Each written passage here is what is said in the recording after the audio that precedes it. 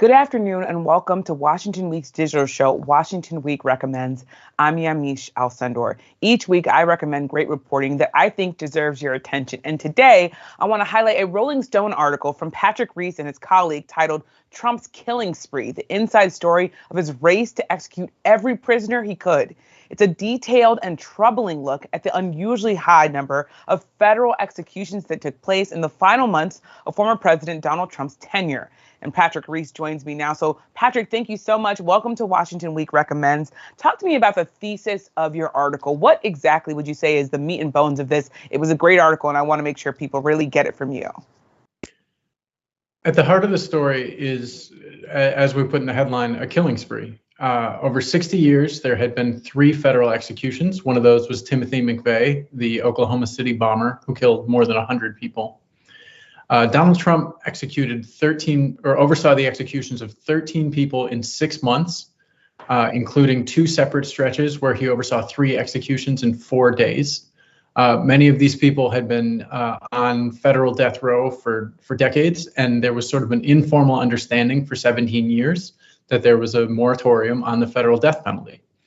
And then together with former Attorney General William Barr, the Trump administration basically decided to go after, to oversee the execution of every single inmate that they could in the federal system who was eligible for the death penalty.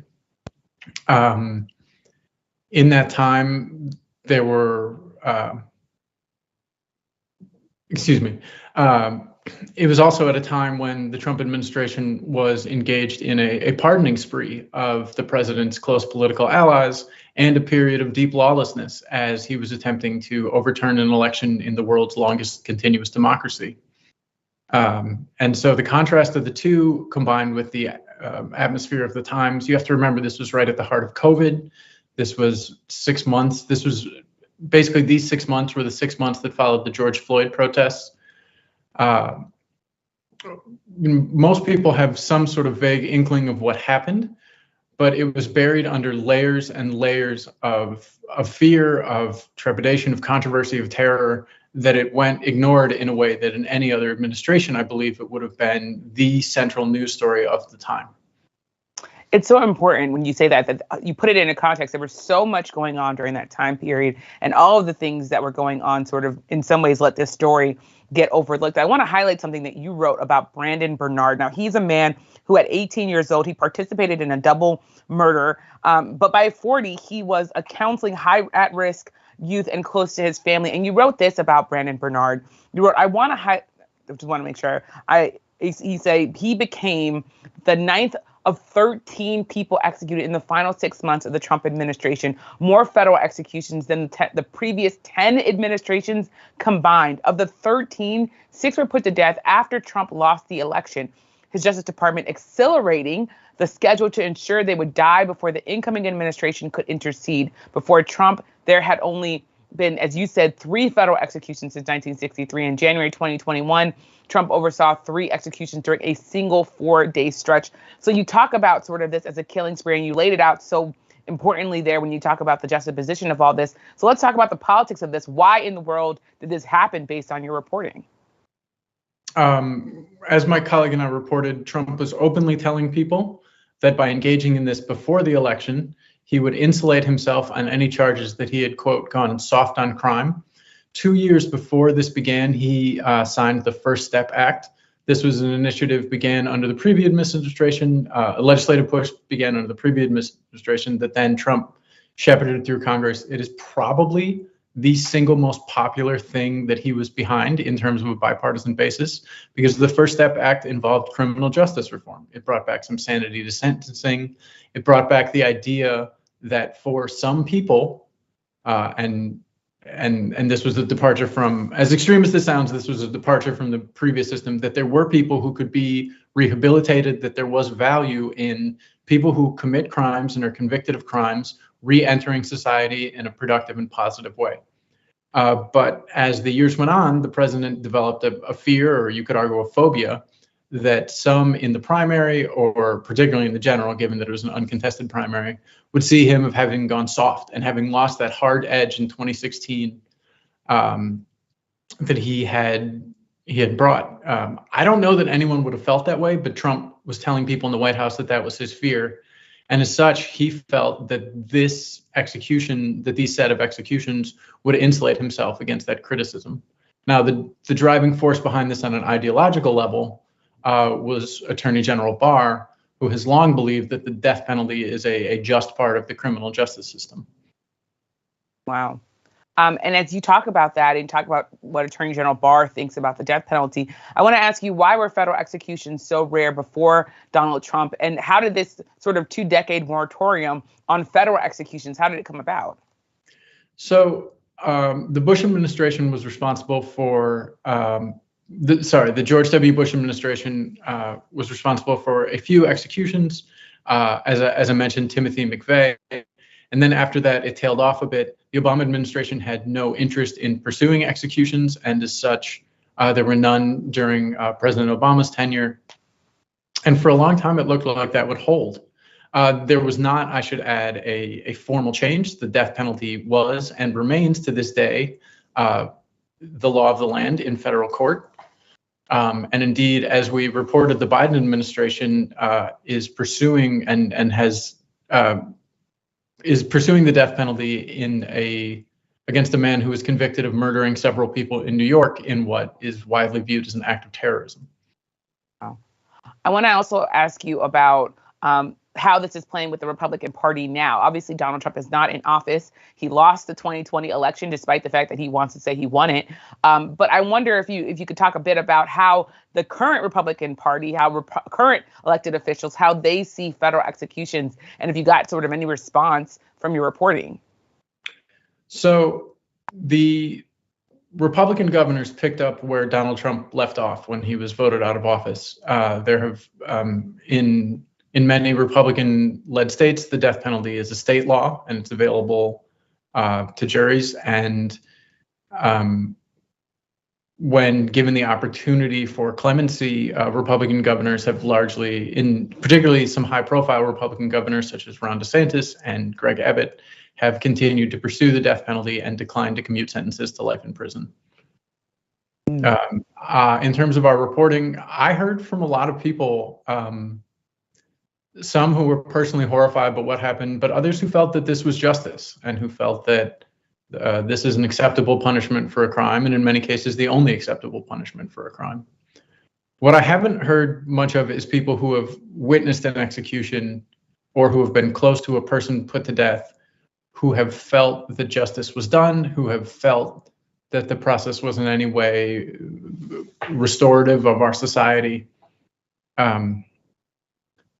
I think when you talk about the federal death penalty, it's important to remember that this is done in all of our name. This is a federal court system.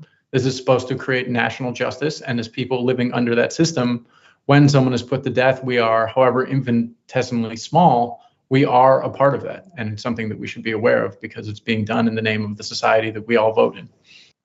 An important point, and I want to ask you about the trauma, because you write so deeply about Brandon Bernard's execution and someone witnessing that was close to him and how horrified and traumatized they were after that. Politics aside, I know people's views on the death penalty differ, but I wonder what you found just about the trauma of having to witness an execution once it goes forward. The stories we heard were truly horrifying, and the way it affected people and continues to affect people. Not only was there the man who witnessed this, but a story that sticks with me is there was a phone call to say goodbye organized between Brandon Bernard and some of the people who'd been closest to him. And after about 1.5 people, the call dropped. And one of his final experiences alive was a call that dropped. And for whatever reason, we tried to report this out and we still don't know. It was either cut off or it was just a missed connection, and it wasn't reconnected. And shortly thereafter, he was injected with a lethal dose of a drug that slows down your organs, and he passed away. Passed away is the wrong word. He was killed. I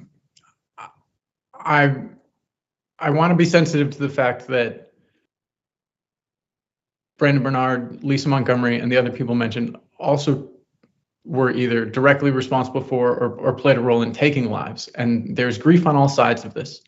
There are people who lost their loved ones who still live with that loss. And one thing that I've heard from a lot of people is that it's not fair to ignore their pain. And I don't want to. These people committed or were part of horrible crimes. But that doesn't change the fact that they were then subsequently awaited death for decades and had it administered in a room in Indiana. And as you talk about the families of people who were touched by the crimes for some of that some of these people like Brandon Bernard were executed for, one part of your story says that former President Trump, that he had assured the family members of Brandon Bernard's victims, the people who died as he participated in this double murder at age 18, that he was going to follow through with that. Talk a bit about the sort of personal promises that former President Trump was making to families who were saying, no, I want these executions to go forward. So there were people within the White House who were worried that Donald Trump may reverse course and commute the sentence of Brandon Bernard. That was particularly true after his own pardon office, which is a division of a branch of a body within the Justice Department whose job is to entertain pleas for clemency and evaluate them. And our reporting suggests that they strongly recommended his sentence be commuted to life in prison. So to be clear, no one was talking about letting this man free. They were talking about him spending the rest of his life in a maximum security prison. And people inside the White House were worried that that was going to sway Trump away from this particular execution. And so he was connected with the parents, with the family members of Todd and Stacey Bagley. Todd and Stacey Bagley, by all accounts, were a wonderful, two wonderful young people who were doing missionary work and whose endeavor was to bring people into their church and bring people into a loving community. And they were, the crime perpetrated against them was horrible. They were kidnapped and locked in a trunk and executed by a group of 5 young people. Brandon Bernard was not the gunman, but he did light the car on fire after both were shot. Medical examiners continue to disagree on whether both people were dead at the time that Bernard lit the car on fire. It's confirmed that one of them was. It's unclear if the second was. And that was sort of at the crux of his case. But when Trump spoke to the parents, he, per his telling to other people in the White House, had basically asked them if they wanted it to go through. And when they said yes, that locked it in for him. And as such, he decided that this man would die. A detail that turns my stomach a touch is in the aftermath, he also was glad to tell people that he believed they had voted for him, or he believed that they had been his supporters in the election. And that he didn't explicitly say, per our reporting, that changed the way he felt about the situation. But I'm unclear why else he would bring up something that to me should not have any relevance on whether another human being should be put to death.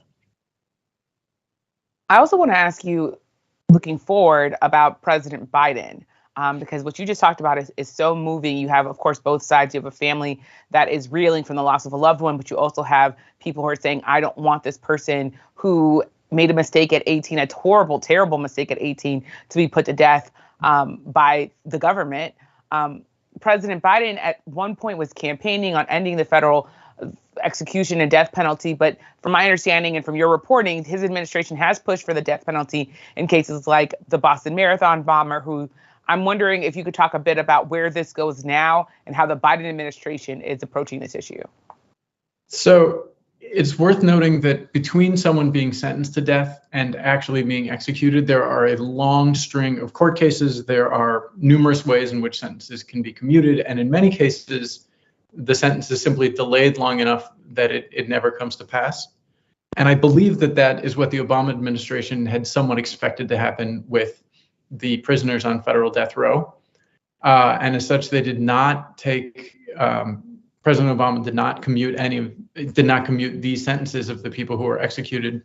The Biden administration, unless they do something different in the next 2 years, is set to pursue a similar course, which will essentially leave the fate of the dozens of current death row prisoners, federal death row prisoners, in the hands of the 2024 election. And there's good reason to believe that if either Trump or Ron DeSantis or any other of the leading GOP contenders is elected, that the executions will resume. When my colleague spoke with Attorney General Barr, he was explicit that the only reason that the number was 13 and not higher is because they simply ran out of time. But had they had more time, they intended to execute more people. And given 4 more years in office, I think there's every reason to believe that that is what a newly reelected President Trump would do. Well, Patrick, you have such powerful reporting, and your passion for this topic, for these people, for the families, for those executed, it's so palpable. So thank you so much, Patrick, for joining us and for sharing your reporting. Thank you very much for having me.